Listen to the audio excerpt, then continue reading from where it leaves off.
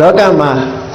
စီးစိမ်ဥစ္စာတွေကျွယ်ဝပေမဲ့လို့စိတ်ပျော်ရွှင်မှုဆိုတာရကြမှာရပစ္စည်းဥစ္စာတွေပေါ်များလို့ချမ်းသာကြွယ်ဝပြီးစိတ်ချမ်းသာမှုမရတဲ့ပုဂ္ဂိုလ်တွေလောကမှာအများကြီးပဲချမ်းသာမှုဆိုတာကိုပစ္စည်းဥစ္စာကလည်းပေးနိုင်တာမဟုတ်ဘူးတခြားအရာတွေကလည်းပေးနိုင်တာပေးနိုင်တော့မှတခဏမျှသာလဲချမ်းသာတယ်လို့ထင်ရယုံပဲအမှန်တမ်းတူတောင်းတဲ့ကာလအတွင်းမှာချမ်းသာမှုကိုပေးတယ်လို့ဆိုရတော့ထာဝရချမ်းသာမှုကိုပေးနိုင်တာကတော့တရားအတိတာဖြစ်တယ်ဒါကြောင့်မို့စိတ်ပျော်ရွှင်ဖို့ရအတွက်စိတ်ချမ်းသာဖို့ရအတွက်လောကလူတွေဟာဘယ်လိုပဲဆုဆောင်ဆုတောင်းတရားမသိဘူးဆိုလို့ရှိရင်စိတ်ချမ်းသာမှုရဖို့ရအမှန်တမ်းခဲရတယ်အများအားဖြင့်ဗုဒ္ဓဘာသာဝင်သူတော်စင်တွေဟာဘုရားမြတ်စွာဟောကြားတော်မူခဲ့တဲ့တရားဓမ္မကိုအထိုက်အလျောက်သိရှိကြသည့်အတွက်စိတ်ဆင်းရဲစရာကြုံတဲ့အခါမှာတရားနှလုံးသွင်းခြင်းဖြင့်စိတ်ဆင်းရဲမှုပယ်ဖြောက်နိုင်ကြတာဒါလက်တွေ့ပါပဲအဲ့ဒါလို့ဓမ္မအတိတရားအတိမရှိတဲ့ပုဂ္ဂိုလ်တွေဟာစိတ်ဆင်းရဲလာပြီဆိုလို့ရှိရင်ထွက်ပေါက်ရှာမရအောင်ဖြစ်တတ်တယ်ထွက်ပေါက်ရှာမရတဲ့အခါကျတော့တခြားနည်းတွေနဲ့စိတ်ဖြေပြောင်းမှုကြိုးစားအထောက်ကြအဲ့ဒီလိုကြိုးစားအထောက်တဲ့အခါမှာပြဿနာတကူပေါ်တကူဆင့်ဆိုတာနော်ပေါ့စီလိုလို့ကြောင်ရုပ်ထိုးဆေးအတွက်လေးလို့ဆိုတဲ့မြန်မာစကားလိုပဲပြဿနာတစ်ခုထပ်တိုးလာယုံလာရှိတယ်အေးတရားနှလုံးသွင်းပြီးတော့တရားအသိနဲ့စိတ်ပျော်ရွှင်မှုကိုရတဲ့ပုဂ္ဂိုလ်ဟာထာဝရငြိမ်းချမ်းတဲ့အငြိမ်းချမ်းတဲ့စိတ်ပျော်ရွှင်မှုကိုရနိုင်တာလောကလူသားတွေဟာစိတ်ချမ်းသာမှုကိုတောင်းတကြစိတ်ချမ်းသာကိုယ်ချမ်းသာအမှန်မှလိုလားကြဘုရားဘာသာဝင်နေရောဘုရားဘာသာဝင်မဟုတ်တဲ့ပုဂ္ဂိုလ်တွေစိတ်ချမ်းသာမှုဆိုတာမြေတမ်းရှာဖွေနေကြဒါကြောင့်မို့လောကလူသားတွေရဲ့တူညီတဲ့အချက်ကဘာလဲလို့ဆိုရင်ချမ်းသာကိုလိုလားခြင်းဆိုတာတူညီတဲ့အချက်ဘယ်ဘာသာဝင်ဘယ်လူမျိုးပဲဖြစ်ဖြစ်ချမ်းသာခြင်းညာတာအကြည့်ပဲဆင်းရဲမှုကိုကြောက်ရွံ့ကြတာကြည့်မြတ်စွာဘုရားကလည်းဒါကိုဟောကြားထားတာရှိတယ်ဒုက္ခကာမဒုက္ခပฏิကူလာတဲ့ဒုက္ခကာမလူတွေဟာချမ်းသာခြင်းရတယ်ဒုက္ခပฏิကူလာဆင်းရဲတာကိုယွံမုန်းကြဒါကြောင့်မို့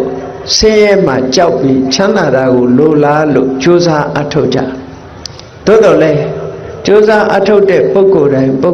ချမ်းသာဒုက္ခရလားလို့ဆိုမရဘူးမရတာဘာကြောင့်လဲလို့ဆိုရင်ချမ်းသာဒုက္ခကိုပေးနိုင်တဲ့အစစ်မှန်အကြောင်းတရားကိုမသိလို့ပဲလို့ဒီလိုပြောအောင်တခြားနည်းတွေနဲ့စိတ်ချမ်းသာမှုကိုရှာတာဟာတခဏမျှတာစိတ်ချမ်းသာမှုရတယ်လို့ရှိပြီနောက်ပိုင်းမှာစိတ်ချမ်းသာမှုမရဘဲနဲ့စိတ်ဆင်းရဲမှုတွေသာထပ်တလဲလဲဖြစ်ပေါ်ပြီးတော့လာတတ်တယ်တဲ့မြတ်စွာဘုရားရဲ့အဆုံးအမဟာလူသားတွေမှာမြတ်စွာဘုရားရဲ့အဆုံးအမ mind center teaching လို့ဒီလိုပြောလို့ရ mind center teaching ဆိုတာလူတွေရဲ့အသိစိတ်လူတွေရဲ့စိတ်ဓာတ်ကိုဗဟိုပြုပြီးတော့ဆုံးမတဲ့ဩဝါဒဆုံးမစကားလူတွေမှာဗဟိုပြုရတာတစ်ခုရှိတယ်အားလုံးဟာဘာကိုဗဟိုပြုရမလဲလို့ဆိုရင်မိမိရဲ့စိတ်ကလေးကိုကောင်းအောင်ဗဟိုပြုရစိတ်ကောင်းမှုအတွက်စိတ်ရဲ့အညစ်အကြေးတွေစိတ်ရဲ့ပူပန်မှုတွေရှင်းလင်းနိုင်ရဖယ်ရှားနိုင်ရမဖယ်ရှားနိုင်ဘူးဆိုလို့ရှိရင်စိတ်ချမ်းသာမှုစိတ်ပျော်ရွှင်မှုဆိုတာဘလို့မှမရနိုင်ဒါကြောင့်မို့တခြားဘာသာတွေနဲ့မတူတာအဲ့ဒါတခြားဘာသာတွေက God Center Religion လို့ခေါ်တယ် God Center Religion ဆိုတာသူတို့ရဲ့ဆုံးမဩဝါဒအဆိုအမိန့်တွေအားလုံးဟာကောင်းကင်ဘုံကထာဝရဘုရားတကုရှင်ကြီးကိုဗဟိုပြုထားတာတကုရှင်ကြီးကဘယ်လိုပြောတယ်တကုရှင်ကြီးကဘယ်လိုဆုံးမတယ်ဖះကြိုက်တယ်ဖះမကြိုက်ဘူးနဲ့အဲ့ဒီစကားကိုဗဟိုပြုပြီးတော့ဖះသခင်ရဲ့အကြိုက်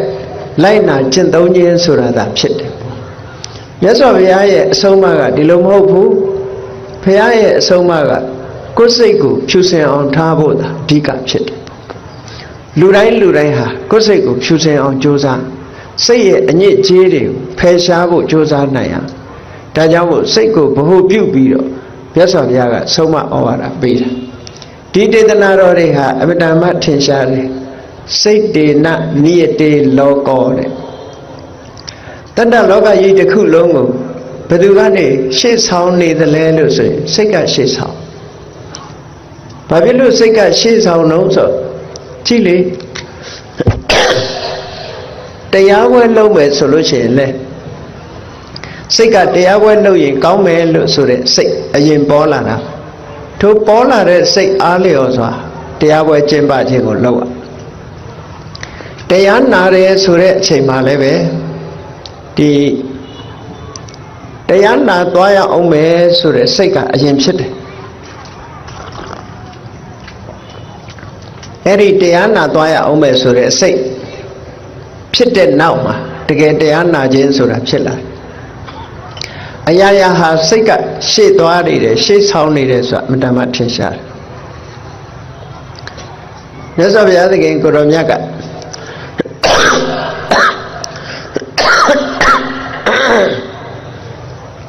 စိတ်တေနနိယတေလောကောစိတ်တေနပရိကတ္တိစိတ်တတဧကဓမ္မတသဗ္ဗေဝဝတ္တမနောကုတဲ့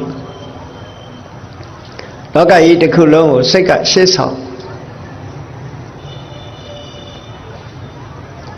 စိတ်ကနေရှေ့ဆောင်နေတယ်စိတ်တေနနိယတေလောကောစိတ်ကပဲဆွဲဆောင်သွားတယ်အလုံးဆောင်ကျင်းသွားတယ်အရာရာစိတ်တတဧကဓမ္မတသဗ္ဗေဝဝတ္တမနောကုအလုံးဟာစိတ်ရဲ့အလိုဆန္ဒအတိုင်းလိုက်ပါနေကြရတယ်လို့ဒါတလက်တွေ့နဲ့ကြည့်မယ်ဆိုလို့ရှိရင်လည်းအလုံးမှန်ကန်တာပဲဘာလုပ်မယ်ဆိုတဲ့အလုံးမှန်တယ်များဘာပြောမယ်ဆိုတဲ့ပြောတဲ့စကားမှန်တယ်များစိတ်ကရှေ့ဆောင်တယ်ဆိုတာအမှန်တမ်းထင်ရှားမြတ်စွာဘုရားရဲ့ဒေသနာတော်နှစ်ရပ်ကိုဆင်ခြင်စဉ်းစားကြည့်မြတ်စွာဘုရားကမနောပုပ္ပင်ကမဓမ္မာတဘာဝတရားတွေကိုဘယ်သူကဥဆောင်နေသလဲဆိုရင်စိတ်ကဥဆောင်ဟုတ်တယ်ပြောတာဆိုတာကြံတာတွေးတာအစလှုပ်တာကိုင်တာအစအလုံးကိုဓမ္မလို့ဆိုတဲ့တဘာဝအတက္ကရာဆရာအဆိုကတော့မနောပုပ္ပင်ကမဓမ္မာလို့ဆိုတဲ့ဓမ္မဒီစေတသိက်တရားတွေကိုသာရည်ညွှန်းပြီးတော့ဒီလိုဖွင့်ဆိုတာတော့အရင်ကဖွင့်ဆိုတဲ့သဘောပဲသို့တော်မြတ်စွာဘုရားတဏှိအားဖြင့်အဓိပ္ပာယ်ပြောမယ်ဆိုရင်မနောပုပ္ပင်ကမဓမ္မာဓမ္မလို့ဆိုတဲ့တဘာဝအရာခတ်သိမ်းကိုဆိုလိုတာအရာခတ်သိမ်းဆိုတာပြောဆိုတာပဲဖြစ်စေပြုလုပ်တာပဲဖြစ်စေကြံတွေးတာပဲဖြစ်စေဘယ်သူကနေဥဆောင်နေတော့ဆိုစိတ်ကနေဥဆောင်နေတယ်လို့ဒါလို့ဆိုတာစိတ်ကဥဆောင်ရုံဥဆောင်တာမဟုတ်ဘူးမနောတိဋ္ဌာမနောမယစိတ်ကနေကြီးမှုထားတယ်ကြီးမှုထားရုံနဲ့မကဘူးစိတ်ကအလုံးကိုဖန်တီးထားတယ်ဒီလိုဆိုတာပေါ့နော်ဒါဖြင့်ဘုရားမြတ်စွာရဲ့ဟောကြားတဲ့တရားတွေထဲမှာ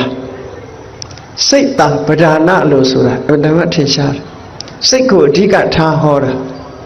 အဲ့တော့စိတ်ကိုအဓိကထားဟောသည့်အတွက်ကြောင့်စိတ်သာအရှိတရားရုပ်ဆိုတာအရှိတရားမဟုတ်ဘူးလို့ဆိုလိုတာလားဒီသိပ္ပံဆရာတွေစိတ်ကိုလေ့လာတဲ့ပုဂ္ဂိုလ်တွေရုပ်ကိုလေ့လာတဲ့ပုဂ္ဂိုလ်တွေပြောတဲ့စကားတစ်ခု idealism လို့ဆိုတာစိတ်သာအရှိတရားလို့ဆိုလိုတယ်အရာရာစိတ်သာပဲလို့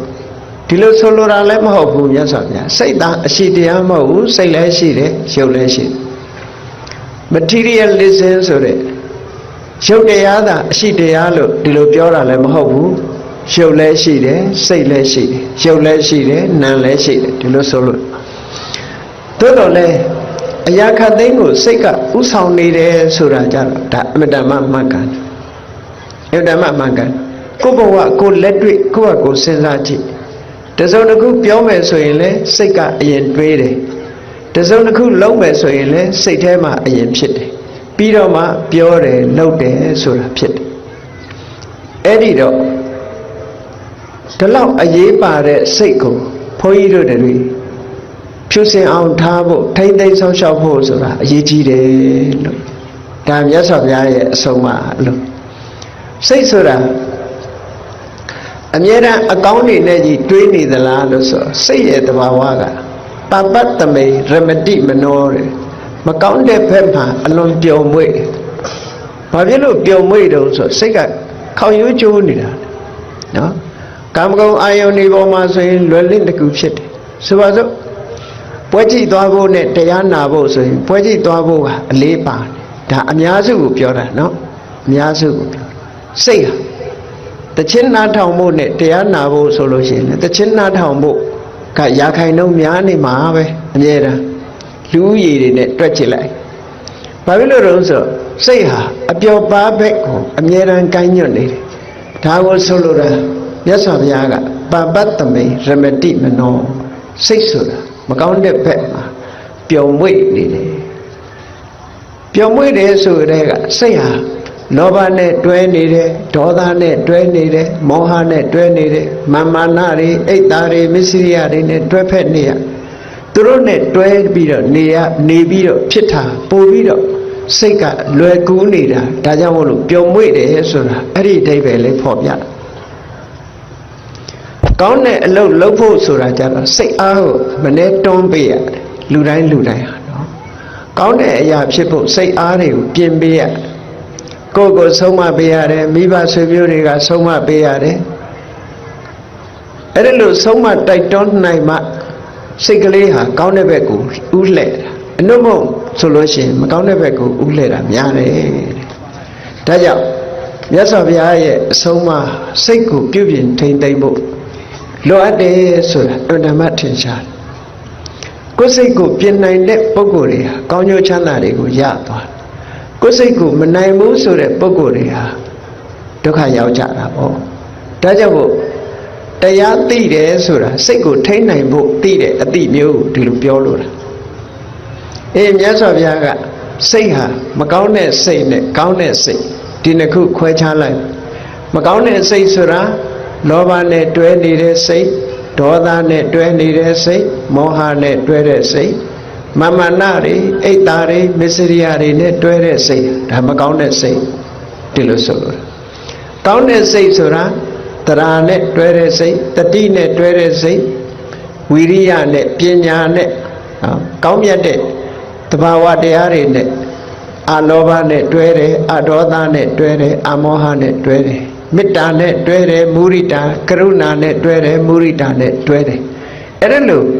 ကောင်းတဲ့သဘာဝတရားတွေနဲ့တွဲဖက်လာတဲ့စိတ်ဟာကောင်းတဲ့စိတ်လို့ဒီလိုပြောတာ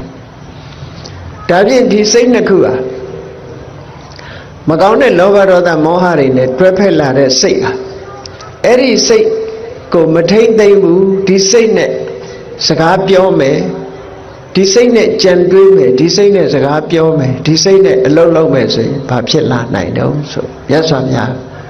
မနတာစီပဒုဋ္ဌေနဘာတတိဝါကရောတိဝါမကောင်းတဲ့အကုသိုလ်တရားတွေနဲ့တွဲဖက်ထားတဲ့စိတ်ပျက်စီးနေတဲ့စိတ်နဲ့စကားပြောမယ်အလုပ်လုပ်မယ်ဆိုရင်တဲ့ဘာဖြစ်လဲအဲ့ဒီပြောဆိုခြင်းပြုလုပ်ခြင်းကြောင့်တတောနံဒုက္ခမနွေတိဆင်းရဲဒုက္ခတွေပြဿနာတွေနောက်ကတတိကြီးပါလာတယ်ဒါဟုတ်မဟုတ်စဉ်းစားကြည့်လေလောဘနဲ့တွဲဖက်လာတဲ့စိတ်ကြောင့်မို့လောဘကိုအကြောင်းပြုပြီးတော့သူတစ်ပါးပစ္စည်းဥစ္စာကိုခိုးယူမိမယ်ဆိုလို့ရှိရင်ဟောပြဿနာဒီဘဝတည်းပဲပြဿနာဖြစ်တယ်အကယ်၍ဒီဘဝပြဿနာမဖြစ်ဒီအကုသိုလ်ကလိုက်ပြီးတော့ဒုက္ခပေးထို့တူပဲဒေါသနဲ့တွဲဖက်လာတယ်ဆိုလို့ရှိရင်ဒီဒေါသကိုမဖယ်ဘဲနဲ့ဒီဒေါသနဲ့တွေးမယ်လုပ်မယ်ဆိုလို့ရှိရင်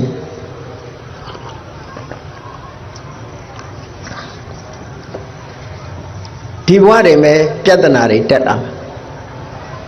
ဒေါသအလျောက်ပြုလုပ်မိတဲ့အခါမှာလောကမှာကြည့်လေရာဇဝမှုတွေလုပ်တဲ့ပုဂ္ဂိုလ်တွေဒေါသအလျောက်တစုံတစ်ခုကျွလွန်မိပြီဆိုတော့လောကမှာရှိတဲ့လူသတ်မှုတွေနော်ရိုက်နှက်မှုတွေ ဒါတွေဟာဘာကြောင့်ဖြစ်နေတုံးဆိုဒေါသကြောင့်ဖြစ်တယ်ဒေါသနဲ့တွဲနေတဲ့စိတ်ကြောင့်ဖြစ်တယ်ဒီလိုဆိုလိုတာပေါ့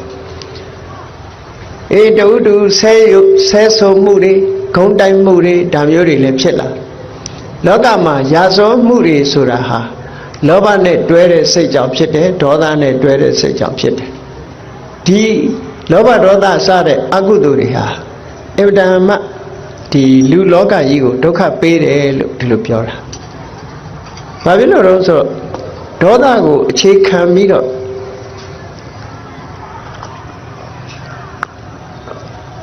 ပြောသမျှဆိုသမျှလုပ်သမျှတွေဟာပြဿနာကိုဖိတ်ခေါ်နေတယ်လို့ဖြစ်တယ်ပေါ့ဒါကြောင့်မလို့ဒီဒေါသနဲ့တွဲတဲ့စိတ်ဟာရာဇဝမှုတွေကိုထူပြောဖြစ်ပေါ်စေတယ်ဒါကိုမြတ်စွာဘုရားကဟောတာပဒုဋ္ဌေနမနတာစေပဒုဋ္ဌေနဘာတတိဝါကရောတိဝါပျက်စီးနေတဲ့စိတ်နဲ့ပြောပြီးလုပ်ပြီးဆိုလို့ရှိရင်တတောနံဒုက္ခမနွေတိပြဿနာတွေနောက်ကဆက်တိုက်လိုက်ပါလာနိုင်တယ်ဒါကြောင့်မို့ကိုယ်စိတ်လေးကိုလောဘနဲ့မတွဲအောင်ဒေါသနဲ့မတွဲအောင်ကောင်းတာတွေနဲ့ပဲတွဲဖက်နေအောင်ကြိုးစားစောင့်ရှောက်ရမယ်လို့ဒီလိုစိတ်နဲ့ပတ်သက်ပြီးတော့ဟောတဲ့ဒေသနာတွေမြောက်များစွာရှိတယ်ကဲကောင်းတဲ့အရာတွေနဲ့တွဲတယ်တတိနဲ့တွဲတယ်ပညာနဲ့တွဲတယ်ကောင်းမြတ်တဲ့အလောဘနော်စွန့်လူခြင်းဆိုတဲ့အလောဘမုန်းတိမှုကင်းခြင်းဆိုတဲ့အဒေါသအရာရာမှာပညာနဲ့ဆင်ခြင်ခြင်းလို့ဆိုတဲ့အမောဟဒီသဘာဝတရားတွေနဲ့တွဲဖက်လာတဲ့စိတ်တရားနဲ့တွဲဖက်လာတဲ့စိတ်ကြတော့ဘာဖြစ်လဲမနတာစေပတန်နေနဘာတတိဝါကရောတိဝါကောင်းတဲ့သဘာဝတရားတွေနဲ့ပြောဆိုပြီးပြုလုပ်ပြီးဆိုရင်တတောနံဒုက္ခမနွေတိအဲ့ဒါလို့ပြောဆိုပြုလုပ်တဲ့ပုဂ္ဂိုလ်နောက်ဟာချမ်းသာဒုက္ခတွေ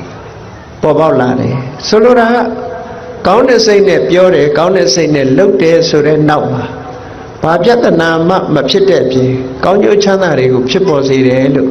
ဒီလိုမြတ်စွာဘုရားဟောတာဒါကြောင့်မလို့ကိုယ်စိတ်ဟာအတ္တမအရေးကြီးတယ်စိတ်ကိုစင်ကြယ်တန်ရှင်းအောင်လေ့ကျင့်ရမယ်လို့ဒါဗုဒ္ဓရဲ့အဆုံးအမမြန်မာလူမျိုးတွေလည်းဗုဒ္ဓရဲ့အဆုံးအမကိုရထားတော့ပြောကြတယ်လေစိတ်နဲ့ပတ်သက်ပြီးတော့เนาะကိုယ်စိတ်ကိုနိုင်မယ်စိတ်ကောင်းနှလုံးကောင်းထားမယ်ဆိုလို့ရှိရင်ကောင်းတဲ့အရာတွေအလုံးဖြစ်ပေါ်နိုင်တယ်စိတ်တပဒါနဒီလိုဆိုကြတာဒါဖြင့်ကောင်းပြီစိတ်တက်ပျော်ရွှင်မှုအတွက်တရားအသိနဲ့ဘယ်လိုလုပ်ရမလဲဘာဖြစ်လို့စိတ်ပျော်ရွှင်မှုကိုလူတွေဟာမရကြဘူးလိုချင်ရတဲ့နဲ့စိတ်ချမ်းသာမှုကိုဘာကြောင့်မရတယ်လဲဆိုတရားမသိလို့မရတာဒါဖြင့်တရားသိအောင်ဘယ်လိုလုပ်ရမလဲစိတ်ပျော်ရွှင်ချမ်းမြေ့မှုတွေဆုံးရှုံးနေတာကဘာကြောင့်ဆုံးရှုံးတာတော့လို့အရေးကြီးတဲ့အကြောင်းတရားကိုလက်ရှာဖွေဖို့လိုတယ်ပေါ့ကောင်းပြီတောကလောကလူတွေမှာလူတိုင်းဟာ worry ဆိုတဲ့တောကဆိုတာရှိတယ်တချို့ကတော့တို့မှာအစစရာအဆင်ပြေတယ်တောကဆိုတာမရှိဘူးဘာမှပူစရာမရှိဘူးလို့ပြောကြတယ်သို့တော့ပူစရာမရှိဘူးဆိုတာအခိုက်အတန့်မြတာဖြစ်တယ်တနေ့တစ်ချိန်ကျတော့ပူစရာဆိုတာပေါ်လာတာပဲเนาะပူစရာကဘယ်ကလာတာတော့ပူရာကဘယ်ကလာတာပူရာကိုစိတ်ပူပန်နာကိုတောကလို့ခေါ်တယ်အဲ့ဒီတောကရဲ့သဘာဝဘယ်သူနဲ့တွဲတာတော့ဆိုဒေါသနဲ့တွဲလာတာစိတ်ထဲမှာအလိုမကျဖြစ်ပြီးတော့ခံစားရတဲ့ခံစားမှုမျိုး worry လို့ခေါ်တယ်စိတ်ပူပန်မှုတွေတနည်းအားဖြင့်တော့ stress ပေါ့စိတ်ဖိစီးမှုတွေဘာနဲ့ပတ်သက်ပြီးတော့ဖြစ်လို့ရှိတော့ဆိုရင်ကိုယ့်ရဲ့ဥစ္စာဒနာတွေပျက်စီးဆုံးရှုံးတဲ့အခါတောကဖြစ်တယ်။သို့မဟုတ်ကိုယ့်ရဲ့ဆွေမျိုးသားချင်းတွေပျက်စီးဆုံးရှုံးတဲ့အခါတောကဖြစ်တယ်။ပျက်စီးဆုံးရှုံးဖို့အရေးကြုံလာတဲ့အခါမျိုးမှာတောကဖြစ်တယ်။ဒီလိုဥစ္စာဒနာတွေဆွေတွေမျိုးတွေအပေါင်းအသင်းတွေပျက်စီးဆုံးရှုံးမှုနဲ့ကြုံတဲ့အခါမှာတောကဖြစ်လာတယ်ဆိုတဲ့အခါ ဒီတောကဘာကြောင့်ဖြစ်ရတော့လို့တောကရဲ့အကြောင်းကိုကြည့်တဲ့အခါကျတော့ဥစ္စာဒနာအပေါ်မှာတွေ့တာချင်းမမောခြင်းငါဟာလို့သိမ့်ပိုက်ထားခြင်းဆိုတဲ့တဏှာပဲကိုယ်နဲ့ပတ်သက်တဲ့မိတ်ဆွေသင်္ဃာဆွေမျိုးသားချင်းတွေအတွက်စိတ်ပူရတယ်ဆိုတာဘာကြောင့်ပူရငါဆွေမျိုးငါမိတ်ဆွေငါသားငါသမီးစသဖြင့်စိတ်ထဲမှာတွေ့တာမှုရှိနေလို့ဒီစိတ်ပူရတယ်ဆိုတာအမှန်တမ်းထင်ရှားတယ်ဒါကြောင့်မြတ်စွာဘုရားကတဏှာတောဆိုင်တေတောကောတဲ့တောကဆိုတာဖြစ်ပေါ်လာတာလူတွေမှာတွေ့တာမှုတဏှာကြောင့်ဖြစ်တာတဲ့တွေ့တာမှုတဏှာမရှိတောကဆိုတာဖြစ်ဘူးအဲ့တော့တောကဆိုတဲ့ worry ဆိုတဲ့စိတ်ပူပန်မှုတွေစိတ်ဖိစီးမှုဆိုတာတွေရှိနေသမျှကာလပတ်လုံးစိတ်ပျော်ရွှင်မှုချမ်းသာမှုဆိုတာဆုံးရှုံးနေမှာပဲဆုံးရှုံးနေမှာဒါကြောင့်စိတ်ပျော်ရွှင်မှုဆိုတာတွေပြန်လည်ရရှိလာဘာကင်းအောင်လုပ်ရမလဲဆိုရင်တောကကင်းအောင်လုပ်ရမယ်ဒါဖြင့်တောကဟာဘယ်သူကြောင့်ဖြစ်တာတော့လို့ဆိုတဲ့အခါကျတော့တွေ့တာမှုတဏှာကြောင့်ဖြစ်တာဟောတဏှာကိုဖယ်ရှားဖို့ရာအဓိကပဲဖြစ်တယ်ပေါ့ဒါကအမြဲတမ်းထင်ရှားပါတယ်ပစ္စည်းတစ်ခုကိုငါဟာလို့သိမ့်ပိုက်တာတဲ့ချိန်ကစပြီးတော့လူတွေဟာအဲ့ဒီပစ္စည်းပေါ်မှာကြောင်းကြမှုဆိုတာရှိလာဥပမာမယ်ကားတစ်စင်းဝယ်လိုက်တယ်ဆိုပါစို့ပတ်စံခြေပြီးလို့ကိုကားလို့ဖြစ်လိုက်တဲ့အချိန်ကစပြီးတော့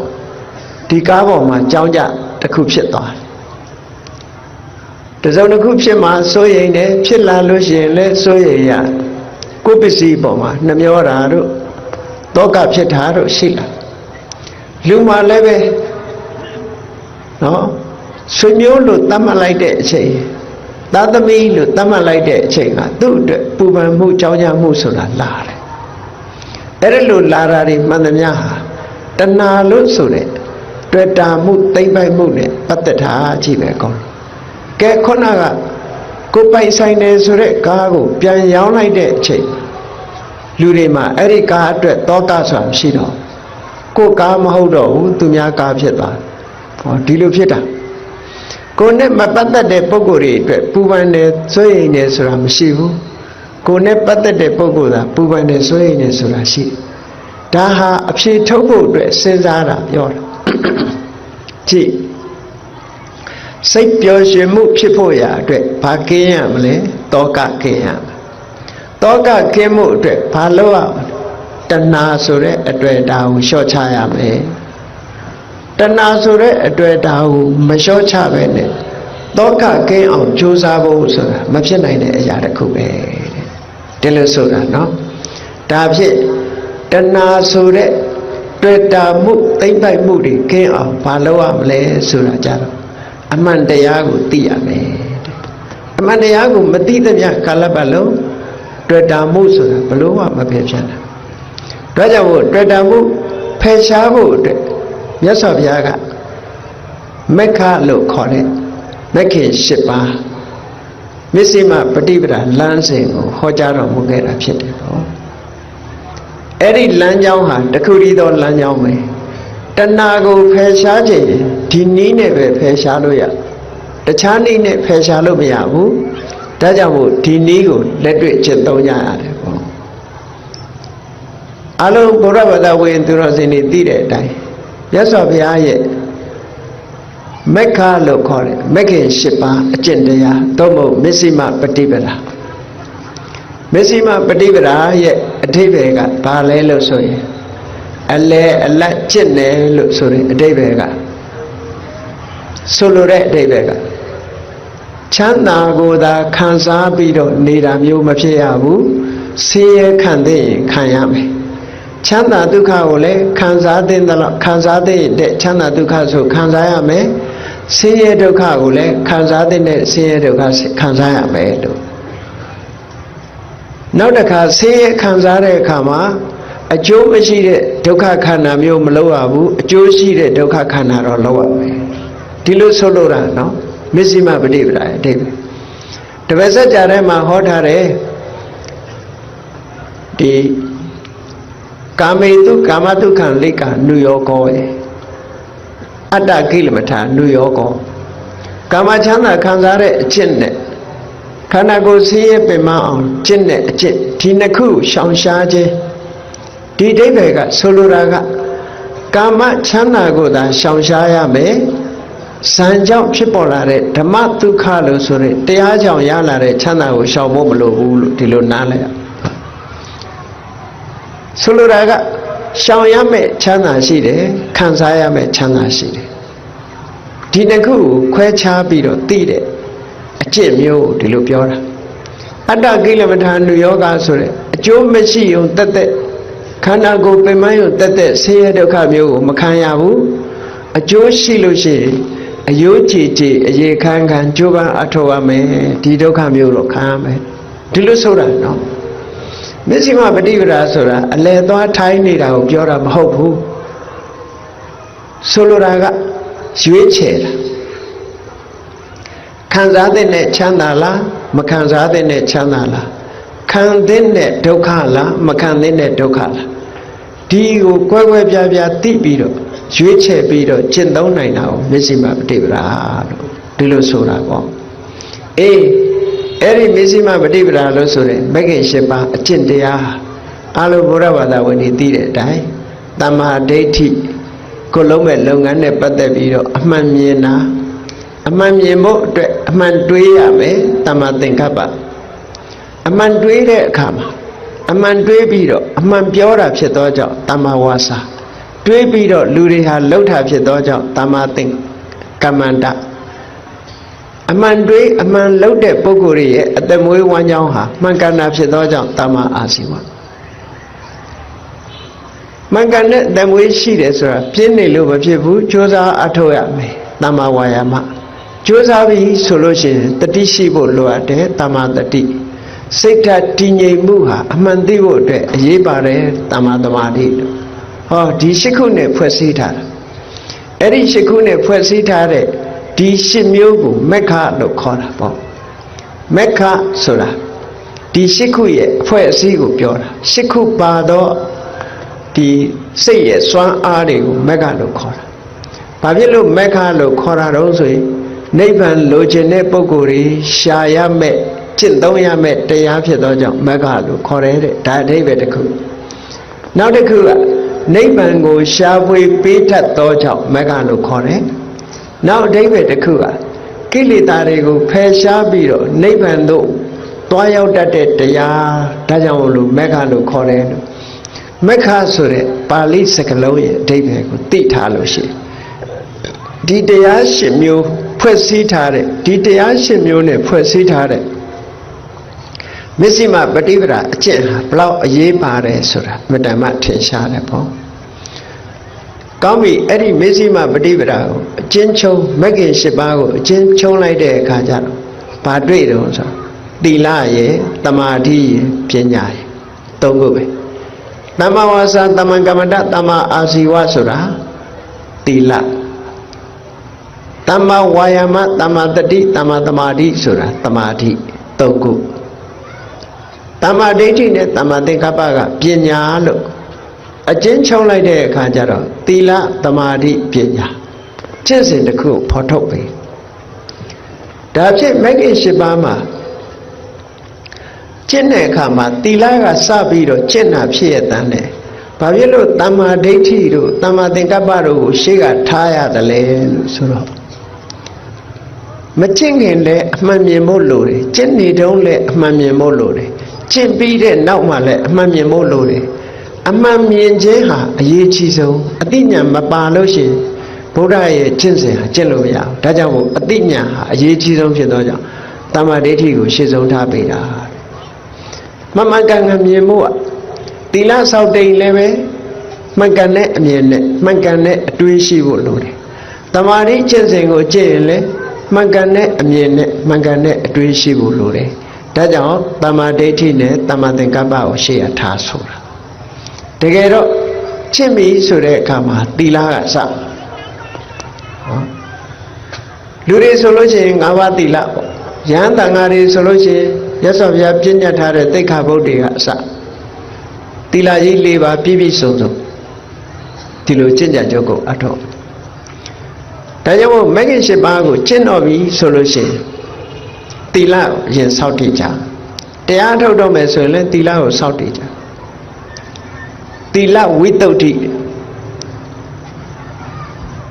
သီလစောင့်တည်လိုက်တယ်ဆိုတာတာမန်အားဖြင့်ကြည့်မယ်ဆိုလို့ရှိရင်တော့ဘာမှမဟုတ်ဘူးလို့ထင်ကောင်းထင်လိုက်သီလစောင့်တည်လိုက်လို့ရှိရင်ဒီသီလဟာသီလကိုဖျက်ဆီးတတ်တဲ့ဒုတ်သီလယဆိုတဲ့အကုသိုလ်တရားတွေကိုဟောဒီသီလကဖျက်ဆီးပစ်တာသီလကိုချိုးပေါက်စေတတ်တဲ့လောဘတွေဒေါသတွေမောဟတွေကိုဟောဒီကိုချင်းသီလကပြန်တားထားတယ်ပေါ့ဒါကြောင့်မို့လို့ဒုတ်သီလယဝိဋ္ဌန္တနာရတ္တသီလရဲ့ကိစ္စတစ်ခုကဘာလို့ဆိုရင်သီလကိုကျိုးပေါက်စေတတ်တဲ့လောဘဒေါသမောဟစတဲ့အကုသိုလ်တွေကိုဖယ်ရှားခြင်းပဲတဲ့ဒီလိုဆိုလို့အဲ့ဒီကလေးကသီလဆောက်တည်လိုက်ကြတဲ့ကအကုသိုလ်တွေတချို့နှိမ်ထားလိုက်တာပေါ့နှိမ်ထားပြီးသားဖြစ်သွားဒါကြောင့်သီလဝိတ္တုဒ္ဓိဖြစ်အောင်အရင်ကြိုးစားအထောက်ကြသီလဝိတ္တုဒ္ဓိဖြစ်သီလကဘလောက်အရေးပါတယ်လဲမဂ္ဂင်၈ပါးမှာသမ္မာဝါစာသမ္မာကမ္မန္တသမ္မာအာဇီဝသီလအဲ့ဒီသီလဘာကြောင့်အရေးပါတော့လို့ဆိုတော့တမာတိဖြစ်ဖို့နဲ့ပညာဖြစ်ဖို့အတွက်သီလမပါလို့မဖြစ်ဘူးတဲ့ဘယ်လိုအကြောင်းကျိုးဆက်သွယ်တော့ဆိုပရိစ္ဆေသမုပ္ပါလို့ပဲသူကတစ်ခုနဲ့တစ်ခုဆက်ဆက်နေတာနော်သီလရှိပြီဆိုလို့ရှိရင်သီလရှိသူနဲ့မရှိသူသီလမရှိဘူးဆိုရင်ဘာဖြစ်လဲသီလမရှိဘူးဆိုရင်ကိုချင်းသီလမပြည့်စုံတဲ့ပုဂ္ဂိုလ်ဟာကိုယ့်ရဲ့အကျင့်ကိုပြန်ပြီးတော့အောင်းမေးလိုက်တဲ့အချိန်မှာစိတ်ထဲမှာမကြည်ဘူးမဟုတ်တာတွေလောက်ထားတယ်ဆိုတဲ့ပုဂ္ဂိုလ်ဟာစိတ်မကြည်ဘူးနော်ဘယ်လောက်ထိအောင်စိတ်မကြည်တော့ဆိုလို့ရှိရင်မထူးပါဘူးဆိုတဲ့အနေအထားမျိုးတော့ရောက်တယ်နော်တစ်သက်လုံးအကုသိုလ်တွေလှုပ်သွားတဲ့အဖိုးကြီးတယောက်ပြောတာလို့ပဲနော်သူသိလို့ရှိရင်တော့တူးမြုပ်မနေနဲ့မောက်တာထားလိုက်သူကသူမြေကြီးတဲ့ရဲဝင်သွားမယ်ဆိုတာလို့ကိုယ့်အနေထားကိုကိုသိနေတယ်အဲ့ဒါစိတ်ကိုယ်စိတ်ကိုမကောင်းတာကိုသိပြီးတော့စိတ်ကြည်နူးမှုမရလို့ပြောတဲ့စကားမျိုးဒီလိုဆိုလို့လားအဲ့တော့သီလမရှိတဲ့ပုဂ္ဂိုလ်ဟာစိတ်ကြည်နူးမှုကိုမရစိတ်ကြည်နူးမှုမရှိရင်ဝမ်းသာမှုဆိုတာမလာဘူးဝမ်းသာမှုမလာလို့ရှိရင်နှစ်ချိုက်မှုဆိုတဲ့ပီတိမလာဘူးနှစ်ချိုက်မှုပီတိမလာဘူးဆိုရင်စိတ်ငြိမ်းချမ်းမှုကိုယ်စိတ်ငြိမ်းချမ်းမှုဆိုတဲ့ပတ္တတိမလာဘူးကိုယ်စိတ်ငြိမ်းချမ်းမှုပတ္တတိမှမဖြစ်ဘူးဆိုလို့ရှိရင်ဒုက္ခဆိုတဲ့ကိုချမ်းသာမှုစိတ်ချမ်းသာမှုမလာဘူးတဲ့ကိုချမ်းသာမှုစိတ်ချမ်းသာမှုမှမရတဲ့ပုဂ္ဂိုလ်တယောက်ရဲ့စိတ်ဟာဘယ်တော့မှတမာတိမရနိုင်ဘူးတဲ့တမာတိမရဘူးဆိုတဲ့ပုဂ္ဂိုလ်ဟာယထာဘူတညာနာတနာအမှန်မြင်မှုဆိုတာဝေးရောဟောသီလမရှိဘူးဆိုရင်အဲ့ဒါလိုအဓိပ္ပာယ်ရောက်တယ်ဒါကြောင့်မို့သီလဘလောက်အရေးပါတယ်ဆိုတာကြည့်ဒါဖြင့်သီလရှိပြီဆိုရင်နားလည်ရမှာသီလရှိတဲ့ပုဂ္ဂိုလ်ဟာကိုယ်သီလကိုပြန်ဆင်ញင်လိုက်တာနဲ့တပြိုင်နက်စိတ်ထဲမှာကြည်နူးလာတယ်ကြည်နူးလာတော့ဘာဖြစ်လဲဝမ်းသာတယ်ဝမ်းသာတော့ပီတိဖြစ်တယ်ပီတိဖြစ်တော့ပတ္တတိဆိုတဲ့ငြိမ်းချမ်းမှုတွေဖြစ်တယ်ပတ္တတိဆိုတဲ့ငြိမ်းချမ်းမှုတွေဖြစ်တဲ့အခါကျတော့ဒုက္ခလို့ဆိုတဲ့ကိုချမ်းသာမှုစိတ်ချမ်းသာမှုတွေဖြစ်တယ်ကိုချမ်းသာမှုစိတ်ချမ်းသာမှုဖြစ်လာတဲ့အခါမှာတမာတိဆိုတဲ့စိတ်တည်ငြိမ်မှုရလာတယ်ဆိုလိုတာကသီလကတမာတိကိုအထောက်အကူပြုတယ်တမာတိကပညာကိုအထောက်အကူပြုတယ်မဂ္ဂင်၈ပါးမှာဒီလိုဆက်ဆက်ပြီးတော့နေတာအဲ့ဒီဆက်ဆက်နေတဲ့သဘောကိုသိပြီဆိုလို့ရှိရင်သီလဟာဘလောက်အရေးပါတယ်ဆိုဒါကြောင့်မို့မြတ်စွာဘုရားကမဂ္ဂင်၈ပါးထဲမှာသီလထည့်ပြီးတော့ဖွဲ့စည်းထားတာအေးသီလဝိတ္တုဒ္ဓိဖြစ်လာပြီဆိုရင်တမာတိဖြစ်ဖို့ရလွယ်လာတမာတိကိုဘာခေါ်တော့ဆိုစိတ်တဝိတ္တုဒ္ဓိလို့ခေါ်တယ်စိတ်ရဲ့စင်ကြယ်မှုလို့ဒီလိုသုံးတာနော်အဲ့ဒီနေရာမှာဒီတမာတိလို့ဆိုတဲ့စိတ်တဝိတ္တုဒ္ဓိစိတ်စင်ကြယ်မှု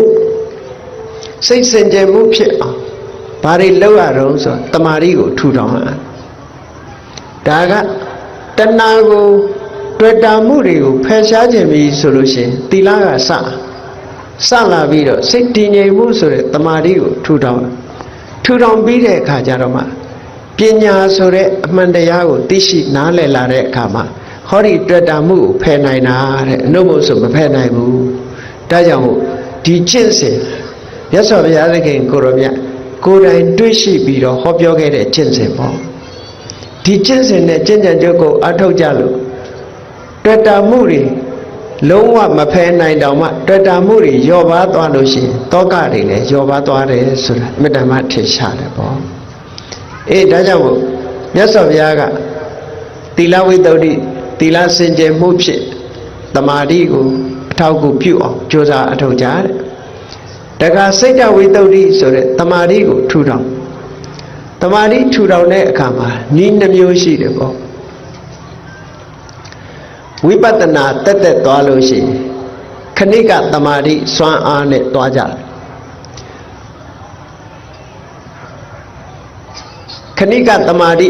ဆိုဒီမှာဖြစ်တဲ့အခိုက်ကလေးတွေကိုသိတယ်ပြက်တဲ့အခိုက်ကလေးတွေကိုသိတယ်ထိုသိမှုဟာဒလဇတ်သိလာပြီဖြစ်တိုင်းပြက်တိုင်းသိလာပြီဆိုရင်ဒါခဏိကတမာတိဟာအစပထမတော့စွမ်းအားမရှိပေမဲ့လို့နောက်ဆုံးမှာဒလဇတ်သိလာပြီဆိုလို့ရှိရင်သူကလည်းစွမ်းအားပြည့်လာအဲ့ဒါကြောင့်မို့ဝိပဿနာကျင့်စဉ်ကိုတိုက်ရိုက်သွားတဲ့ပုဂ္ဂိုလ်ဝိပဿနာယာနိကလို့ခေါ်တယ်ဝိပဿနာကိုတိုက်ရိုက်ကျင့်တဲ့ပုဂ္ဂိုလ်အဲ့ဒါလို့မဟုတ်ဘဲနဲ့သမထကိုရှေးဥစွာထူထောင်ပြီးမှဝိပဿနာကူးတဲ့ပုဂ္ဂိုလ်ကြတော့သမထယာနိကလို့သမထယာနိကနဲ့ဝိပဿနာယာနိကလို့ဒီလိုတဏှာကိုဖယ်ရှားဖို့ရာအတွက်ကျင့်စဉ်ကြီးနှမျိုးထင်ထင်ရှားရှားပြသထားတာရှိတယ်အဲ့တော့တဏှာကိုဖယ်ရှားဖို့အတွက်ကျင့်တဲ့အခါမှာရှေးဥစွာတမာရီကိုထူထောင်ပြီးတော့ဝိပဿနာကိုသွားတဲ့နည်းတမာရီကိုသိတတ်မထူထောင်မဲနဲ့ဝိပဿနာသွားရင်းပဲတမာရီကိုထူထောင်သွားတဲ့နည်းလို့အဲ့ဒီနည်းနှလုံးနဲ့ကျင့်သုံးလိုက်လို့တမာရီရလာပြီဆိုရင်စိတ်တဝိတ္တုစိတ်ကလေးမှာစင်ကြယ်လာဘယ်ဟာတွေကစင်ကြယ်တာတုံးဆိုတမာတိရလာပြီဆိုတဲ့အခါမှာကာမဂုဏ်အာယုန်တွေပေါ်မှာခံစားခြင်းနဲ့စိတ်တွေပျောက်သွားတယ်ကာမိစ္ဆန္ဒនិဝရဏခင်းသွားတယ်လို့ဒီလိုပြောတာเนาะဖြာပါဒလို့ဆိုတဲ့စိတ်အလိုမကျမှုတွေလည်းခင်းသွားတယ်ဖြာပါဒဆိုတဲ့စိတ်အလိုမကျမှုကလည်းစိတ်ရဲ့အညစ်အကြေးတစ်ခုပဲတမာတိကိုထူထောင်လိုက်လို့ရှိရင်ကာမိစ္ဆန္ဒကိုလည်းဖယ်ရှားနိုင်တယ်ဖြာပါဒကိုလည်းဖယ်ရှားနိုင်ကောင်းတဲ့လုပ်ငန်းပေါ်မှာစိတ်မဝင်စားဘူးစိတ်ဆုပ်နစ်တယ်ဆိုတဲ့ဌိနမိဋ္ဌာကိုလည်းဖယ်ရှားနိုင်တယ်စိတ်အလေအလွတ်နေစိတ်တွေကိုစူးစီးလို့မရဘဲနဲ့စိတ်တွေလေလွတ်နေတယ်ဆိုတဲ့ဥဒ္ဒစ္စကိုလည်းဖယ်ရှားပြစ်နိုင်တယ်တခါစိတ်ပူပန်နေတဲ့ကုက္ကုစဆိုတာကိုလည်းဖယ်ရှားပြစ်နိုင်တယ်စိတ်ထဲမှာတန်တရားမကင်းမှုဆိုတဲ့ဝိသိကိစ္စကိုလည်းဟောဒီတမာရီတရားကဖယ်ရှားပြစ်နိုင်တယ်အခုလို့တမာတိစွမ်းအားနဲ့និဝရဏလို့ခေါ်တဲ့စိတ်ကိုစုပ်ပိတ်ထားပြီးတော့စိတ်ရဲ့အညစ်အကြေးတွေကို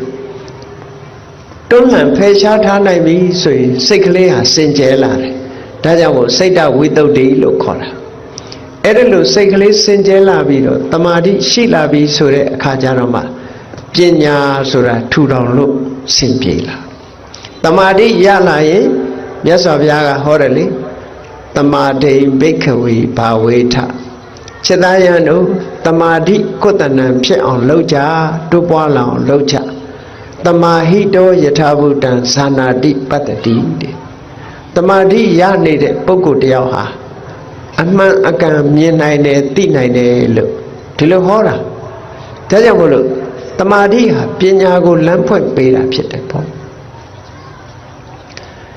သီလဝိတ္တုနဲ့သမ္မာဝါစာသမ္မာကမ္မန္တသမ္မာအာဇီဝဆိုတဲ့မဂ်ခင်၃ပါးကိုကြိုးစားအထောက်ပြီးတော့စိတ်တဝိတ္တုသမ္မာဝါယာမသမ္မာတတိသမ္မာသမာဓိဆိုတဲ့ကျင့်စဉ်တစ်ခုကျင့်အဲ့ဒီကနေပြီးတော့ပညာဆိုတဲ့စခန်းကိုတက်ပြီးလို့ဆိုတဲ့အခါကျတော့ဝိပဿနာကျင့်စဉ်တစ်ခုကျင့်ညာတယ် အဲ့တော့ဝိပဿနာကျင့်စဉ်တစ်ခုကျင့်ပြီဆိုရင်ဘယ်ကစရလဲလို့ဆိုနာမရူပပြိစေတာညာကစဒါအခုပြောနေတာတရားသိရင်စိတ်ပျော်ရွှင်ဆိုအခုလို့သိတဲ့အခါမှာစိတ်ပျော်ရွှင်မှုတွေဒါအစစ်မြင့်ဆုံးကိုပြောတာနော်ဒီကြားထဲမှာတာမန်တွေးတောယုံနဲ့လည်းပဲ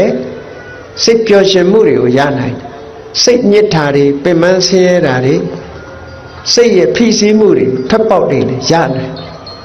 ဆိုပါစို့အတွေးတွေထဲမှာလောကမှာလူတွေဟာတောကတွေဒါဖြစ်လာတဲ့အခါကျတော့ပစ္စည်းအတွက်တောကဖြစ်လို့ရှိရင်ပစ္စည်းသင်္ခါရလူသင်္ခါရဒီနေ့ကျတော့ဒီပစ္စည်းအတွက်ပူပန်နေလို့မဖြစ်ဘူး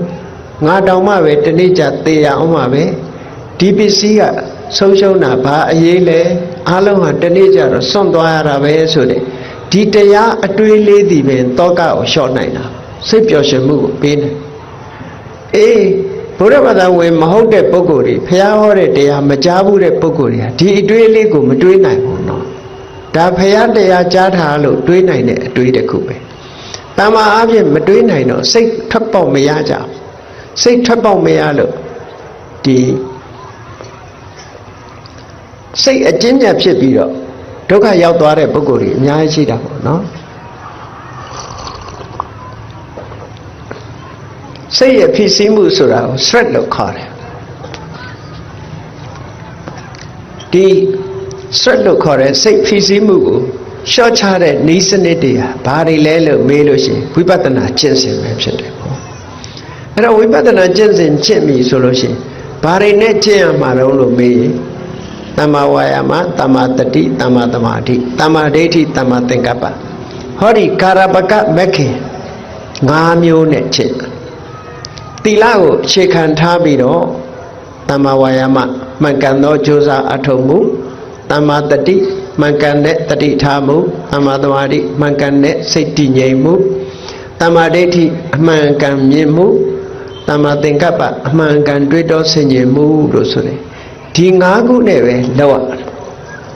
ဒီ၅ခုနဲ့အမှန်မြင်အောင်ကြိုးစားအထောက်ရမှာတဲ့ကောင်းပြီဒီတွေ့တာမှုကိုဖယ်ရှားတော့မယ်ဆိုတဲ့အခါခုနကသီလကိုအခြေခံသမာဓိကိုထူထောင်ပြီးတဲ့အခါမှာပညာဖြစ်ဖို့ရအတွက်ကိုယ်ဆင်ញင်စဉ်းစားတယ်ဆိုတာကဲအလွယ်နည်းနဲ့ကြည့်ကြရအောင်လူတွေမှာမျက်စိနားနှာခေါင်းလျှာကိုယ်စိတ်ဒါတွေရှိတယ်နော်မျက်စိနဲ့မြင်စရာအာယုန်တွေကိုမြင်တယ်နားနဲ့အသံကြားတယ်နှာခေါင်းနဲ့အနံ့ကိုရှူရတယ်လျှာနဲ့အရသာကိုသိတယ်ခန္ဓာကိုယ်နဲ့အထီးအတွေ့တွေကိုသိရတယ်စိတ်နဲ့ဓမ္မအာယုန်တွေကိုကြံတွေးစရာအာယုန်တွေကိုသိရတယ်အာယရဏ12ပါးဆိုတာအဲ့ဒီအာယရဏ12ပါးထဲမှာကြည့်လိုက်အရက်စကားနဲ့ပဲပြောမယ်ဆိုရင်မျက်စိရဲ့မျက်စိကိုလာတိုက်တဲ့အဆင်းအာယုံအဲ့ဒီနှစ်ခုဟာမျက်စိကလည်းငါ့ကိုအဆင်းအာယုံကလာတိုက်တယ်လို့မသိဘူးအဆင်းအာယုံကလည်းငါမျက်စိထဲမှာပေါ်နေတယ်လို့မသိဘူးသိတာကအဆင်းအာယုံနဲ့မျက်စိလာတိုက်လို့ပေါ်လာတဲ့အခါမှာဖြစ်ပေါ်လာတဲ့အသိစိတ်ကလေးကသာသိတာဟောမြင်တိုင်းမှာဆင်ញင်စဉ်းစားကြည့်မျက်စိကအာယုံကိုမသိတတ်သည့်အတွက်ကြောင့်ရုပ်တရားမျက်စိထဲမှာပေါ်လာတဲ့အဆင်းအာယုံကလည်းပဲအာယုံကိုမသိတတ်သည့်အတွက်ကြောင့်ရုပ်တရားအာယုံကိုမသိတတ်တာကိုရုပ်လို့ခေါ်တယ်မျက်စိနဲ့အဆင်းဒီနှစ်ခုပေါင်းစပ်တဲ့အခါမှာမြင်သိစိတ်ကလေးပေါ်လာတယ်မြင်သိစိတ်ကလေးကအာယုံကိုသိတတ်သောကြောင့်နန္တရားလို့ဟောမြင်တိုင်းမှာဘုန်းကြီးတို့တွေမှာဘာတွေဖြစ်တယ်ဒါအကြံမြင်ပြောပြလို့ရှိရင်မျက်စိရဲ့မြင်စရာအာယုံရဲ့မြင်သိစိတ်ရဲ့ဒီသုံးခုဖြစ်တာပဲအဲ့ဒီသုံးခုဖြစ်ခိုက်ကလေးကိုဆင်ញင်စဉ်းစားကြည့်လိုက်မယ်ဆိုရင်မျက်စိကလည်း သိတာမဟုတ်ဘူးအစင်းအာယုံကလည်းသိတာမဟုတ်ဘူးသိတာမဟုတ်သည့်အတွက်ကြောင့်မျက်စိနဲ့အစင်းအာယုံတို့သည်ယုတ်တရားမြင်သိစိတ်ကလေးသာနန္တရားလို့ဟောတယ်လို့သိလိုက်လို့ရှိရင်နာမရူပပြိစေတာယုတ်နဲ့နံကွဲသွားတယ်လို့ဒီလိုပြောတာကွဲခြားသိသွားအဲ့ဒီယုတ်နံဆိုတဲ့အဲမှာငါဆိုတာလည်းမပါရဘူးငါဟာဆိုတာလည်းမဟုတ်တော့ထို့တူပဲနားနဲ့အတန်ကြားသိတဲ့စိတ်နားကလည်းသိတဲ့သဘောမရှိဘူးအတန်ကလည်းသိတဲ့သဘောမရှိဘူးဒါကြောင့်မို့နားကလည်းယုတ်တရားအတန်ကလည်းယုတ်တရားကြားသိစိတ်ကလေးကသာနန္တရားလို့ဟော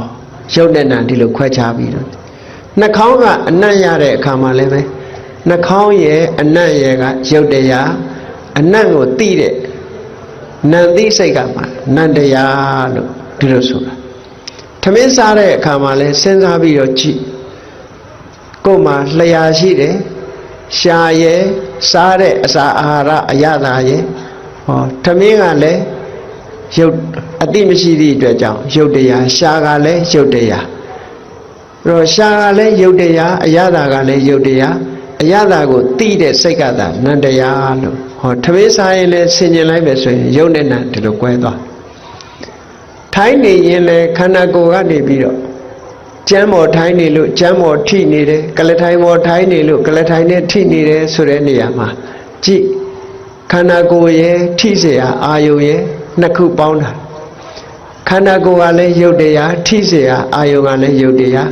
ထိမှန်သိနေတာလေးကထိသိစိတ်လေးကသာနန္တရားလို့ဟောဒီလိုဆင်ခြင်လိုက်ရင်ဒါယုတ်နဲ့နံနဲ့ဒါအလွယ်တကူကွဲနိုင်တဲ့နည်းကိုပြောတာအဲ့ဒါလို့ယုတ်နဲ့နံကွဲသွားတခါဓမ္မနဲ့မနနဲ့အာယုအတိစိတ်ဓမ္မဆိုတဲ့အာယုကြတော့သူကရုပ်တရားတွေလည်းပါတယ်မျက်စိနဲ့မြင်ရတာမဟုတ်ဘူးနှာခေါင်းနဲ့နားနဲ့ကြားရတာမဟုတ်ဘူးနှာခေါင်းနဲ့နမ်းရှူရတာလည်းမဟုတ်ဘူးလျှာနဲ့အရသာခံရတာလည်းမဟုတ်ဘူးခန္ဓာကိုယ်နဲ့ထိတွေ့တာလည်းမဟုတ်ဘူးစိတ်แท้ကနေပြီးတော့ကြံတွေးပြီးတော့သိရတဲ့အတိစိတ်နဲ့သာသိလို့ရတဲ့အာယုန်နေအဲ့ဒါတွေကိုလည်းပဲရုပ်တရားတွေကိုလည်းဓမ္မလို့ခေါ်တယ်ဒီနေရာမှာတခါစိတ်ကိုစိတ်နဲ့သိတဲ့အခါမှာသိเสียအာယုန်စိတ်ကလည်းဒီနေရာမှာဓမ္မလို့ခေါ်တယ်အေးနိဗ္ဗာန်ကိုမျက်မှောက်ပြုတဲ့ပုဂ္ဂိုလ်တွေကြတော့စိတ်နဲ့နိဗ္ဗာန်ကိုအာယုန်ပြုနိုင်တယ်အာယုန်ပြုလို့ရတဲ့နိဗ္ဗာန်ဟာလည်းပဲဓမ္မပဲအဲ့ဒီလိုယုံ nant တွေကလွဲပြီးတော့အမည်နာမပညာတွေကလည်းစိတ်နဲ့သိရတာမို့သူကလည်းပဲအာယုန်တစ်ခုပဲပညာကိုလည်းဓမ္မလို့ခေါ်တယ်အဲ့တော့မနနဲ့ဓမ္မလို့ဆိုတဲ့နေရာမှာဓမ္မဟာရုပ်လည်းပါတယ်နာမ်လည်းပါတယ်ပညာလည်းပါတယ်နိဗ္ဗာန်လည်းပါတယ်လို့ဒါတွေအလုံးကိုခြုံငုံပြီးတော့ဓမ္မဆိုတဲ့ခေါင်းစည်းအောက်မှာထည့်လိုက်တာလို့ဒီလိုမှတ်ရရူပယုံတတ္တယုံကဏ္ဍယုံရတ္တယုံဖွတ်တပါယုံဒီအာယုံ၅ပါးကလွဲတဲ့ဉာဏ်နဲ့အာယုံတွေမှန်သမျှဓမ္မလို့ဒီလိုပြောတာနော်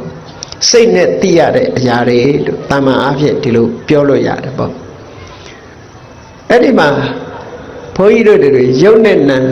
ကွဲပြားခြားနာသွားပြီဆိုလို့ရှိရင်အားလုံးကိုဆင်ញင်စဉ်းစားကြည့်လိုက်လို့ကိုယ်တဏ္ဍာမှာယုံနဲ့နံနှမျိုးကွဲပြားခြားနာသွားပြီကွဲပြားမြင်ပြီဆိုရင်ဒါနာမရူပပရိစ္ဆေဒဉာဏ်လို့ခေါ်တယ်နာမရူပပရိစ္ဆေဒဉာဏ်ရှင်းတန်လာအောင်ထပ်တလဲကြည့်ဖို့လိုတယ်ထပ်တလဲယုံနဲ့နံကွဲနေအောင်ကြိုးစားအထောက်အောင်ကြိုးစားအထုတ်တဲ့အခါမှာတတိနဲ့ပညာဟာအရေးကြီးဆုံးပဲပေါ့ခန္ဓာကိုယ်ရဲ့လှုပ်ရှားတဲ့အမူအရာတိုင်းကိုယုတ်တဲ့နံကိုဆင်ញင်စဉ်းစားပြီးတော့နာမရူပပရိစ္ဆေဒဉာဏ်ရှင်းတန်အောင်ကြိုးစားရမယ်အဲ့ဒါလို့ကြိုးစားလို့နာမရူပပရိစ္ဆေဒဉာဏ်ရှင်းတန်လာပြီဆိုတဲ့အခါကျဘာဖြစ်တုံဆိုတတ္တဝါလို့ခေါ်เสียဘာမှမရှိပါလားယုတ်နဲ့နံနှမျိုးပဲရှိတာပဲလို့ဆိုတာကွဲပြားခြားနာလားသိလားတတ္တတင်ညာတတ္တဝါဆိုတဲ့အထင်အမြင်ဟာပျောက်သွားတယ်အဲ့ဒီပျောက်သွားသည့်အထိအောင်ယုံနဲ့နံနှမျိုးသာရှိတယ်ဆိုတာကြိုးစားအထောက်ပြီးတော့မှတ်သားကြရတယ်ဒီလိုဆိုလို့ တတ္တတင်ညာပျောက်သည့်ထိအောင်ယုတ်နံကိုဆင်ញင်စဉ်းစားရမယ်အဲ့ဒါလို့ယုတ်နဲ့နံကိုဆင်ញင်စဉ်းစားရင်တတ္တဝါဆိုတာပျောက်သွားပြီအမျိုးသားအမျိုးသမီးဆိုတာလည်းပျောက်သွားပြီငါသူတစ်ပါးဆိုတာလည်းပျောက်သွားပြီအလုံးဟာယုတ်နဲ့နံနှမျိုးသာရှိတယ်လို့ဒီလိုသိလာ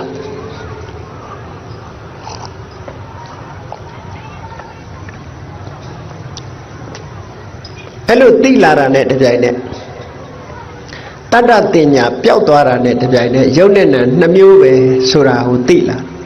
ငါဆိုတာလည်းရှာမတွေ့တော့ဘူးငါဟာဆိုတာလည်းရှာမတွေ့တော့ဘူးယုတ်နံတက်တက်မြတာလို့ဒီလိုမြင်လာပြီဆိုလို့ရှိရင်ဒါနာမရူပပရိစ္ဆေဒဉာဏ်လို့ခေါ်တယ်အဲ့ဒီနာမရူပပရိစ္ဆေဒဉာဏ်လောက်ရောက်သွားရင်ပဲလူတွေရဲ့ဒီစိတ်ဖိစီးမှုဟာအတော်အသင့်တက်တာသွားပြီတောကတွေကိုတော်သင့်ထိနိုင်သွားပြီယုတ်နံလို့ဆင်ញင်စဉ်းစားနိုင်တာနဲ့တပြိုင်နက်ငါဆိုတာမရှိဘူးငါဥစ္စာဆိုတာမရှိဘူးယုတ်နဲ့လည်းနှမျိုးသာရှိတယ်လို့ဒီအတိလေးဝင်လာတာနဲ့တပြိုင်နက်တောကဆိုတာတဏှာဆိုတဲ့တွေ့တာမှုကရောကျသွားပြီးတော့တဏှာဆိုတဲ့တွေ့တာမှုရောကျသွားတာနဲ့တပြိုင်နက်တောကဆိုတာရောနေသွားတာပဲဆိုလိုတာကတောကကိုပယ်ခြင်းရင်တွေ့တာမှုကိုဖယ်ဖို့ပဲလုပ်တယ်တွေ့တာမှုကိုဖယ်ခြင်းလို့ရှိရင်အတိညာနဲ့မှဖယ်လို့ရတယ်တဲ့ဒါပြောတာနော်ပညာနဲ့မှတွေ့တာမှုဆိုတာဖယ်လို့ရတယ်ပညာမပါလို့ရှိရင်ဖယ်လို့မရဘူးသီလနဲ့ဖယ်လို့မရဘူးတမာတိနဲ့ဖယ်လို့မရဘူးပညာနဲ့မှဖယ်လို့ရလို့အခုလိုနာမရူပပရိစ္ဆေဒဉာဏ်ရလာပြီဆိုတာနဲ့ဒိဋ္ဌိဝိတ္တုဒ္ဓိမှန်ကန်တဲ့အမြင်တစ်ခုစင်ကြယ်တဲ့အမြင်တစ်ခုကိုရလာပြီလို့ဒီလိုပြောတာပေါ့အဲ့ဒီလိုစင်ကြယ်တဲ့မြင်တစ်ခုရလာခြင်းဒီပဲလေအခြေခံအားဖြင့်တရားသိလာတရားသိလာလို့ရှိရင်တောကဆိုတာနဲလာတွေ့တာမှုတွေယော့လာသည့်အတွက်ကြောင့်တရားသိလင်စိတ်ပျော်ရွှင်ဆိုတာအဲ့ဒီချိန်မှာအတော်အသင့်ပျော်ရွှင်ချမ်းမြေ့မှုရရှိလာနိုင်တယ်ကဲအဲ့ဒီကနေတဆင့်တက်ပြီးတော့ဆင်ញင်စဉ်းစားလိုက်တဲ့အခါမှာဘာတွေတွေးရတော့လို့ဆိုအကြောင်းနဲ့တကွအကျိုးနဲ့တကွရုပ်နံတွေကိုတိုးချက်ပြီးတော့သိလာဘယ်လိုသိလာတော့လို့ဆိုခုနကနေရာကိုပဲကြည့်မျက်စိနဲ့အဆင်းအာယုံစုံစည်းမှုကိုအကြောင်းပြုပြီးတော့မြင်သိစိတ်ပေါ်တယ်မျက်စိရဲ့အဆင်းအာယုံရဲ့ဒီနှစ်ခုပေါင်းစုံလိုက်တော့မှမြင်သိစိတ်ပေါ်တာမပေါင်းစုံခင်ကမြင်သိစိတ်မပေါ်ဘူးဒါကြောင့်မျက်စိနဲ့အဆင်းအာယုံသည့်အကြောင်းတရားမြင်သိစိတ်သည့်အကျိုးတရားလို့ဟောအကြောင်းအကျိုးတွေဒီလိုမြင်လာအဲ့ဒါလိုအကြောင်းအကျိုးတွေထိအောင်မြင်လာလို့ရှိရင်ပစ္စယပရိက္ခဉာဏ်လို့ခေါ်တယ်ပစ္စယပရိက္ခဉာဏ်ရလာလို့ရှိရင်ကင်္ခာဝိတရဏဝိတ္တုဒ္ဓိသူဘာသူဖြစ်တာလားဖြစ်ခြင်းလို့ဖြစ်နေတာလားဆိုတဲ့တန်တရားတွေမဝင်တော့ဘူးတန်တရားတွေမှန်သမျှကိုကြော်လွှားသွားနိုင်တယ်လို့ဒီလိုဆိုလို့တာနော်အဲ့တော့အတိညာဟာတစ်ဆင့်ပြီးတစ်ဆင့်တက်လာယုံနဲ့နံကိုကွဲပြားခြားနာသိသွားလို့ရှိရင်အမြင်စင်ကြယ်သွားပြီအမြင်စင်ကြယ်သွားပြီးတဲ့နောက်အကြောင်းကိုပါစဉ်းစားဆင်ခြင်နာလိုက်လို့ရှိရင်တန်တရားတွေခင်းသွားပြီကြည်ဒီတဲ့တိုးတက်လာတဲ့အခါကျတော့ပရိစ္ဆေသမုပ္ပါဒ်နဲ့တွဲဖက်ပြီးတော့မြတ်စွာဘုရားဟောထားတာကြည်မျက်စိနဲ့အဆင်းအာယုံဆုံလိုက်တဲ့အခါမှာမြင်သိစိတ်ပေါ်တယ်မျက်စိရဲ့အဆင်းအာယုံရဲ့မြင်သိစိတ်ရဲ့ဒီသုံးခုဆုံလိုက်တဲ့အခါမှာဖတ်တဆိုတာပေါ်လာတယ်နော်ဖတ်တဆိုတာပေါ်လာတယ်အဲ့ဒါကိုသုတ်တံပါဠိတော်တွေမှာမြတ်စွာဘုရားဟောတာစက္ခုံစပဋိစ္စရူပေစ္စဥပ္ပစ္စတိစက္ခုဝိညာဏတိဏံသင်္ကတိဖတ်တော်မျက်စိနဲ့အဆင်းအာယုံကိုအကြောင်းပြုပြီးတော့မြင်သိစိတ်ပေါ်တယ်ဒီသုံးခုကြောင့်ဖတ်တဆိုတာပေါ်တယ်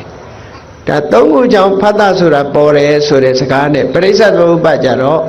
သလယရဏပစ္စယဖတ်တော်လို့ဒီလိုပဲဟောတယ်နော်ဒီမှာကြတော့ပို့ပြီးတော့အသေးစိတ်ဟောတဲ့သဘောသလယရဏပစ္စယဖတ်တော်ဆိုတာနဲ့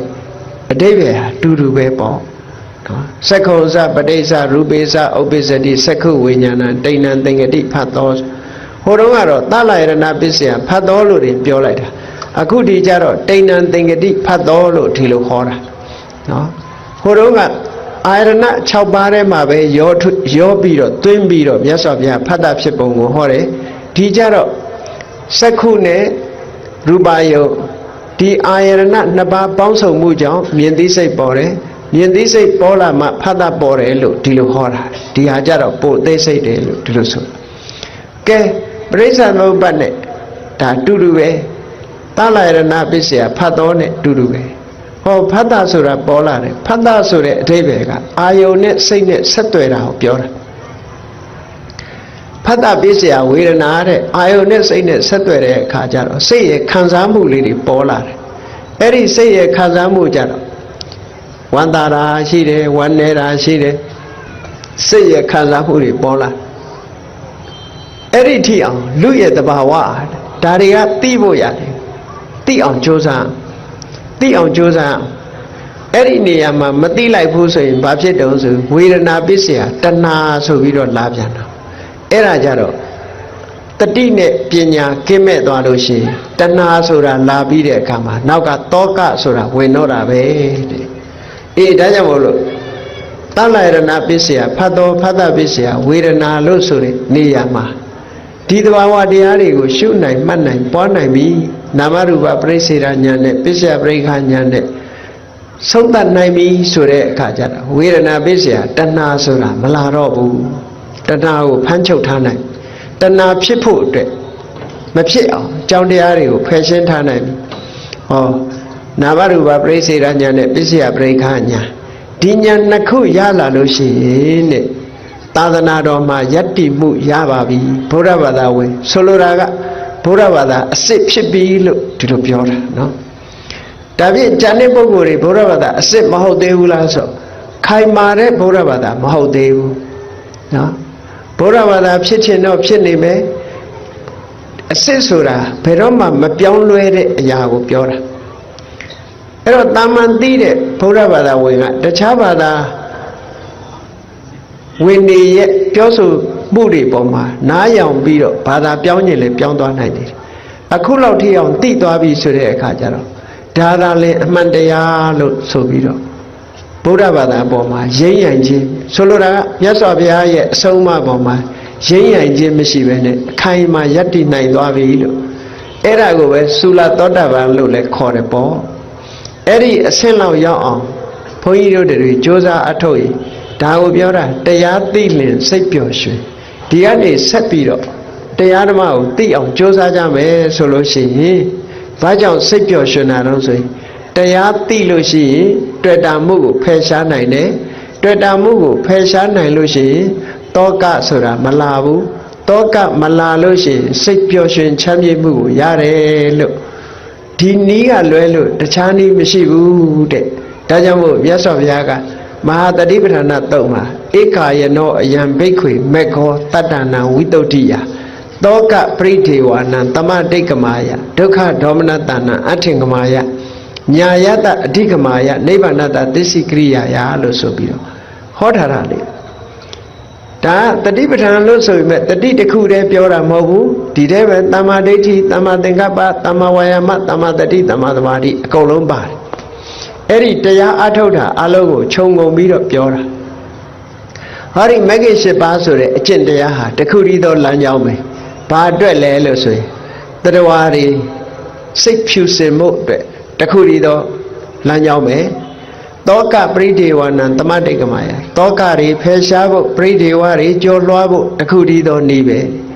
ဒုက္ခဒေါမနတနာကိုယ်ဆင်းရဲမှုစိတ်ဆင်းရဲမှုတွေကိုချုပ်ငြိမ်းဖို့ဆိုတာလေတခုတည်းသောနည်းလမ်းပဲနိဗ္ဗာန်လမ်းကြောင်းကြီးကိုတွေးရှိဖို့ညာယတအဓိကမာယနိဗ္ဗာန်လမ်းကြောင်းပေါ်ရောက်ဖို့နိဗ္ဗာန်လမ်းကြောင်းကိုတွေးဖို့ဆိုတာလေတခုတည်းသောနည်းပဲလမ်းကြောင်းဆိုတာတွေးမှလျှောက်လို့ရတာလေလမ်းပြောင်းနေလို့ရှိရင်ရောက်မှာမဟုတ်ဘူးဒါကြောင့်မို့ဒီအကျင့်ချင်းမှနိဗ္ဗာန်လမ်းကိုတွေ့မှာဖြစ်တယ်ပေါ့အေးနိဗ္ဗာန်လမ်းကြောင်းအတိုင်းလျှောက်ပြီဆိုရင်နိဗ္ဗာန်တသစ္စိကရိယာယနိဗ္ဗာန်ကိုမျက်မှောက်ပြုမယ်အဲ့ဒါလို့နိဗ္ဗာန်ဆိုတဲ့တရားထိအောင်သိပြီဆိုလို့ရှိရင်တရားသိရင်စိတ်ပျော်ရွှင်မှုဟာတကယ်ကိုအဆင့်အမြင့်ဆုံးစိတ်ပျော်ရွှင်မှုကိုရရှိမှာဖြစ်ပါတယ်ဒီလိုသောလောကရန်မုန်တိုင်းတွေပဲတိုက်မင်္ဂလာသုတ်တံမှာဟောထားတဲ့အတိုင်း ဖုဒ္ဓတလောကဓမ္မေဟိစိတ်တံယတ္တနကမ္ပတိလောကရန်ပုံတိုင်းတွေဘလောက်ပဲတိုက်စိတ်ဟာမတုံလို့တော့ဘူးအတောကမစိုးရိမ်တော့ဘူးဝိရဇမြူတွေမကတ်တော့ဘူးခေမစိတ်ဓာတ်အလုံးငြိမ်းချမ်းသွားနိုင်ပါတယ်အဲ့ဒီအဆင့်ရောက်အောင်ကျင့်စဉ်ဟာတခုတည်းသောမဂ္ဂင်၈ပါးအကျင့်တရားပဲဖြစ်ပါတယ်ဆိုတာအလုံးတရားချစ်ခင်သူတော်စင်ပြိဿတ်တို့သိရှိနားလည်ပြီးဘုရားမြတ်စွာဟောကြားတော်မူခဲ့တဲ့တရားသိလင်စိတ်ပျော်ရွှင်မှုအတွက်တရားသိအောင်စိတ်ပျော်ရွှင်မှုအတွက်တရားသိအောင်ကျင့်ရမယ်ဆိုဒီမှာ